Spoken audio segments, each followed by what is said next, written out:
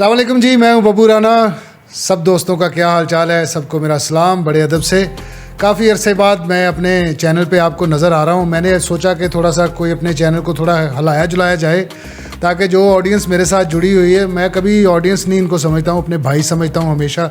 जो मेरे सब्सक्राइबर हैं, जितने लोग प्यार करते हैं पूरे वर्ल्ड में, यानी कि इंडिया, पाकिस्तान, अमेरिका, कनाडा, जहाँ जहाँ हमारा शो देखा जाता है आफ्ताब इकबाल साहब का, वहाँ तब लोगों को मैं अपना भाई समझता हूँ। मैंने कभी उनको फ़ैन या ऑडियंस नहीं समझा। तो ये नया सिलसिला एक कह लें कि पॉडकास्ट भी है, एक सोलो शो भी है, जिसमें मैं मुख्तलिफ़ जो टॉपिक होंगे उस पर डिस्कस किया करूँगा। जैसे हमारे मसाइल पाकिस्तान के, महंगाई, ट्रैफिक और बहुत कुछ है पाकिस्तान में डिस्कस करने के लिए। तो सबसे पहला एपिसोड जो मैं आपके लिए लेकर आ रहा हूँ, इसकी बेस है इसका, यानी कि टॉपिक है थिएटर। चूँकि थिएटर से मैं मुंसलिक रहा हूँ, तकरीबन 20 साल मैंने थिएटर किया है और अच्छा थिएटर किया अल्हम्दुलिल्लाह। मुझे इस पे मान है। मैं अक्सर कहता हूँ कि जितना भी काम किया अच्छा किया। तो यही टॉपिक मैं आज आपके सामने लेकर आया हूँ। सबसे पहले मेरी आपसे गुजारिश है कि जिसने मेरा चैनल सब्सक्राइब नहीं किया वो सबसे पहले सब्सक्राइब करें, इसको लाइक करें, शेयर करें। अगर वीडियो अच्छी लगे तो इसे शेयर ज़रूर कीजिएगा अपने दोस्तों के साथ, और कमेंट्स बॉक्स में आपने अपनी राय भी देनी है।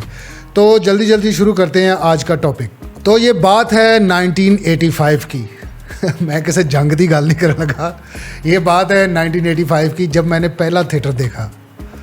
लाइव नहीं, वीडियो पे देखा।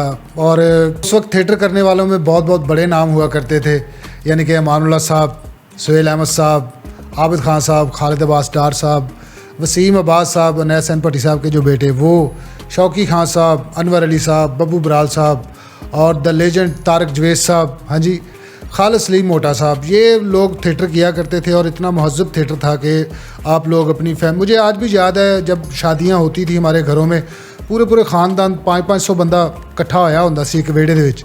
तो VCR लोग लेकर आते थे। तो उसमें कुछ मैंने खुद अपने कानों से सुना हुआ है, माइयों से, औरतों से, यानी कि बुज़ुर्ग जो होती हैं हमारे बुज़ुर्ग, उनसे सुना हुआ कि यार 2 पाकिस्तानी फिल्मां लै आवीं, 2 इंडिया दीयां फिल्मां लै आवीं, तो 2 ड्रामे जरूर ले आवी अमानुल्लाह ते उमर शरीफ दा। ऐसे छोटे होंदे सुने। और मैं देखा है कि जिस वक्त वो थिएटर VCR पे पूरा ख़ानदान एक मेल इकट्ठा होया होंदा सी, वो सब लोग जब VCR पे थिएटर लगा के देखते थे तो 200 बंदे का एक लाफ्टर, औरतें, बच्चे, माइयाँ उसमें बैठे होते थे, एक ह्यूज लाफ्टर होता था। तो वहाँ से 85 को मैंने पहला थिएटर देखा, जो उसका नाम था कंगले परौने पार्ट 2। उसमें अमानुल्लाह साहब लीड कर रहे थे, कॉमेडियन, और भी बहुत ज़्यादा कास्ट थी उसमें। वो इतना हिलेरियस होता था कि 2 दिन जबाड़े दर्द करते होंगे सी हस के, तो 6 दिन 20 दिन उस ड्रामे दी गल्लां होंदियां सी। तो ये मैं पहले भी बता चुका हूँ कि मेरे बड़े भाई हामिद रंगीला साहब मुझसे पहले थिएटर में आके जुगतां कर रहे सी। ठीक है, वो साढ़े घर च भी वो एक कॉमेडियन होंदा सी। तो मेरे वाले साहब अक्सर कहते होंदे सी कि यार ये बहुत बोलता है, इन्हूं 24 घंटे कोई ना कोई गल इन्हूं चढ़ी होंदी। फैसलाबाद आपको पता है कि हर बंदा जुगतें करता है।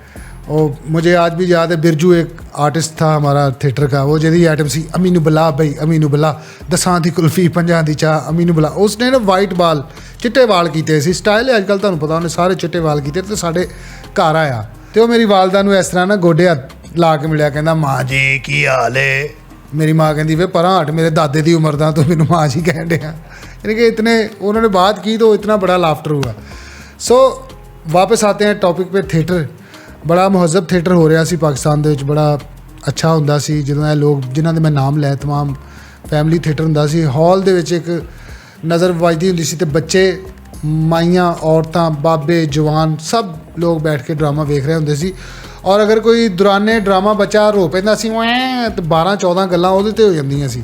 या मैंने आज भी मुझे याद है कि मैंने मस्ताना साहब का एक ड्रामा देखा, उसमें उन्होंने कोई 3-4 मिनट हॉल में एक बच्चा रोया, ਉਹਦੇ ਨਾਲ ਉਹਨਾਂ ਨੇ खेलिया है। ਜਦੋਂ ਮਸਤਾਨਾ ਸਾਹਿਬ ਗੱਲ ਕਰਨ ਲੱਗੇ, ਉਹ ਬੱਚਾ ਕਹੇ ਵੈਂ तो ਉਹ 'ਤੇ ਗੱਲ ਕਰ ਦੇਣ। सो इतना वो घरेलू से माहौल ਹੁੰਦਾ ਸੀ सारा, इन्ना महज़ब थिएटर ਹੁੰਦਾ ਸੀ। उस वक्त की कॉमेडी का एक और भी खासा था कि लोग गल्लां करते सी बेगमां नूं, यानी कि औरत को उन्होंने किसी दूसरी वे में नहीं दिखाया। तो ड्रामे जो उस वक्त थे, वहाँ पे पूरा एक स्क्रिप्ट होता था, उसमें एक घर वाला मालिक था, उसकी बेगम होती थी, उसके बच्चे। अजकल के थिएटर दे विच तुसीं रिश्ते कढ़ दिते ने, यानी कि माँ का रोल नहीं हैगा, प्यो का रोल नहीं हैगा थिएटर दे विच, भैन का रोल नहीं हैगा। उहदी वजह नाल की होया कि ये रिश्ते हुंदे ने इज्जत वाले रिश्ते, ਜਿਨ੍ਹਾਂ ਨੂੰ ਤੁਸੀਂ ਬੜੇ ਰਿਸਪੈਕਟ ਦੇ ਨਾਲ ਉਹਨਾਂ ਦੇ ਸਾਹਮਣੇ ਵੀ अगर कोई गल करते हो बड़े रिस्पेक्ट के नाल करते हो। तो वो उस दौर का जो थिएटर था, वो अगर बेगम को वो जुगत भी करता था ना कोई मालिक जो थिएटर में दिखाया, तो वो बेगम को वो इस पर्सपेक्टिव में नहीं करता था कि जी इसको किसी वल्गर वे में जाके जुगत की जाए। जैसे बब्बू बराल साहब का मुझे एक ड्रामा याद है, वो अपनी वाइफ के साथ स्टेज पे आते हैं तो कहते बेगम देखो घर हमने कितना खूबसूरत बनाया, ए उतला कमरा मैं तेरे वास्ते बनाया, ए थल्ले वाला कमरा मैं अपने वास्ते बनाया, ए मैं अपने नाने वास्ते बनाया, ए यकीन कर मैं अपना गुरदा वेच के तेनों फ्रिज लैके देनी।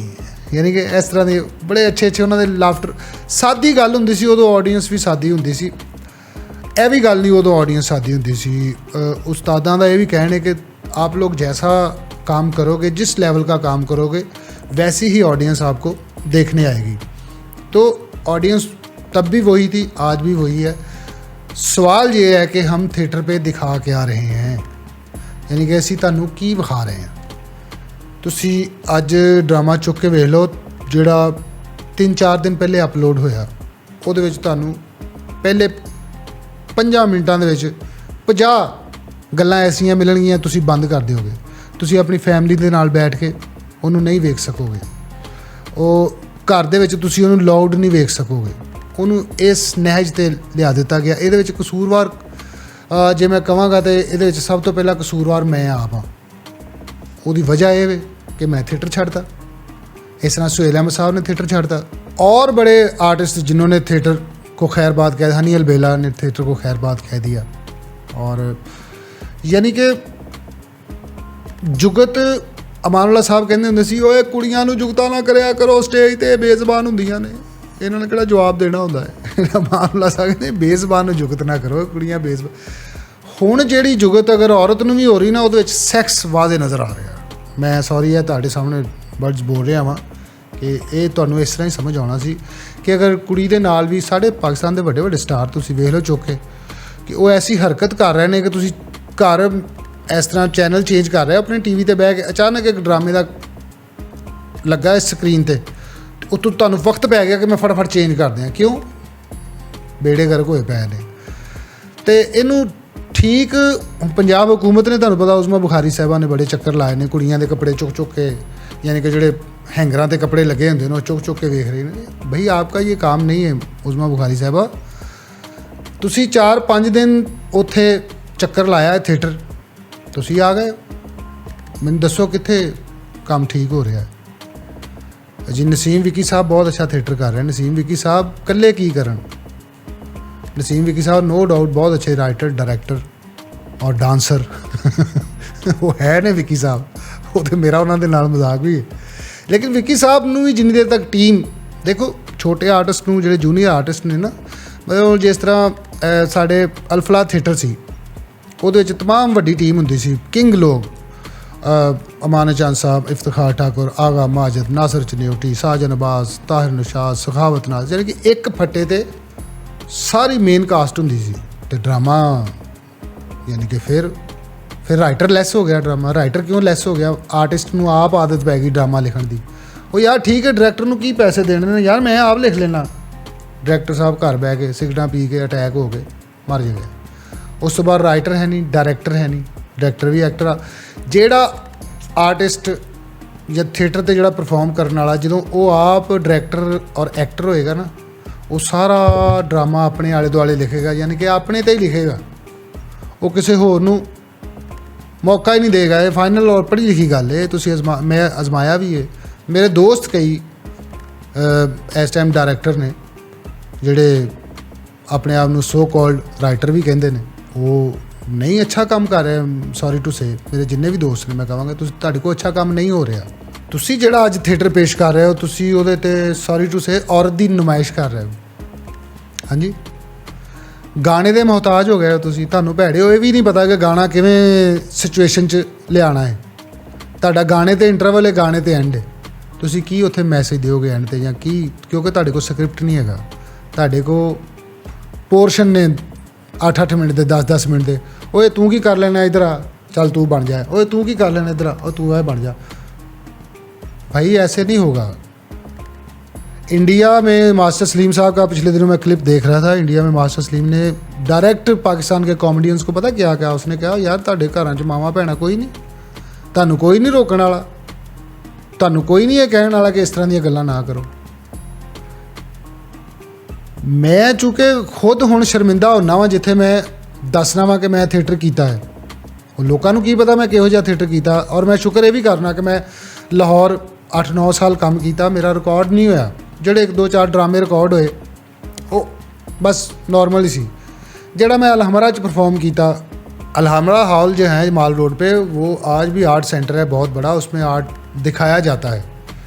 और वहाँ पे चूँकि सरकारी हाल है, वहाँ पे 24 घंटे ऑफिसर बैठे जिन्होंने ड्रामा वॉच करना है। उत्थे अज भी ड्रामा थोड़ा बहुत जिंदा, हालांकि हुण बंद है, उत्थे थिएटर नहीं हो रहा। क्यों? उज़मा बुखारी साहबा इसी मौजू पे मेरे फिर जहन में आ रही हैं कि अगर आप थिएटर वालों को कह रही हैं ना कि आगा साहब मुझे अच्छा थिएटर चाहिए, करके दिखाएं, या फिर उनको मिसाल दें कि जो वैसा थिएटर हो रहा है वैसा करें।